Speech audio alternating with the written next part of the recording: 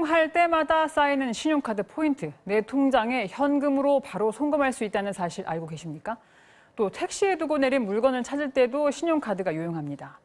국민지갑 수호 프로젝트 경제 속, 오늘은 금융감독원 연결해 유용한 신용카드 활용 방법 알아봅니다. 이창규 팀장님, 안녕하십니까? 네, 안녕하십니까? 네, 저는 사실 신용카드 포인트를 주의 깊게 확인해 본 적이 없는 것 같은데 무려 현금으로 돌려받을 수 있다고요? 어떻게 하면 됩니까? 신용카드를 사용하는 분이면 누구나 포인트를 갖고 있습니다. 카드 포인트는 결제나 세금 납부에도 사용할 수 있지만 자신의 은행 계좌로 언제든 현금으로 송금해 저금할 수 있습니다.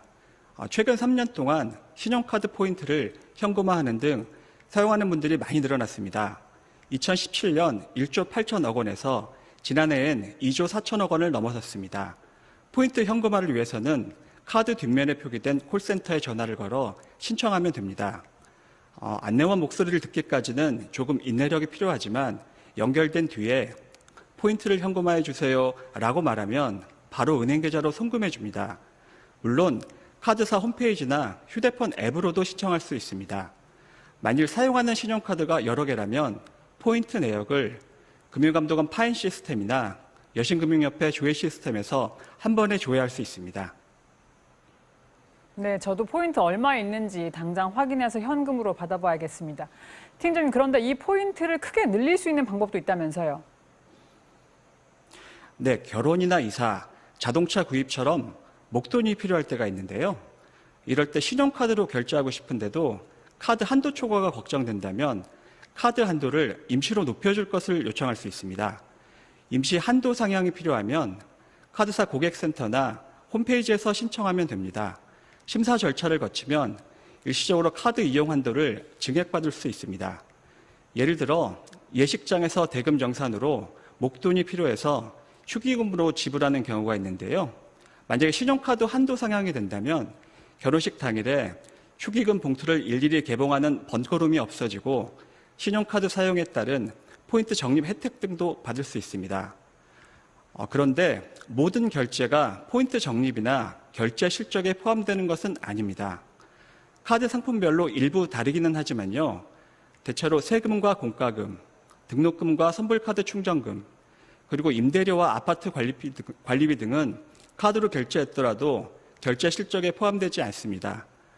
때문에 본인의 신용카드는 어떠한 거래가 실적에서 제외되는지 등을 카드사 홈페이지나 앱카드에서 미리 확인하는 것이 좋습니다. 네, 목돈 쓸 때 잊지 말고 카드 쓰란 말씀이네요. 또 신용카드가 택시에 두고 내린 물건도 찾아준다고 하셨죠? 예, 신용카드로 택시 요금을 지불했다면 두고 내린 가방이나 물건을 빨리 찾을 수 있습니다. 먼저 티머니와 캐시비 등 교통정산사업자 고객센터에 전화로 분실 사실을 알립니다. 그리고 택시비를 결제했던 카드 번호와 결제 일자를 알려줍니다. 그러면 본인이 승차했던 택시 차량 번호와 택시 기사님의 핸드폰 번호 등 연락처를 즉시 확인할 수 있습니다. 저도 최근에 택시에서 휴대폰을 두고 내린 경우가 있었는데요. 이 방법으로 택시 기사님과 연락해 휴대폰을 쉽게 찾을 수 있었습니다. 네, 이런 걸 알아볼 고객센터가 따로 있었군요. 몰랐습니다. 끝으로 카드 사용과 관련해서 시청자들께 전하고 싶은 메시지 있으시죠?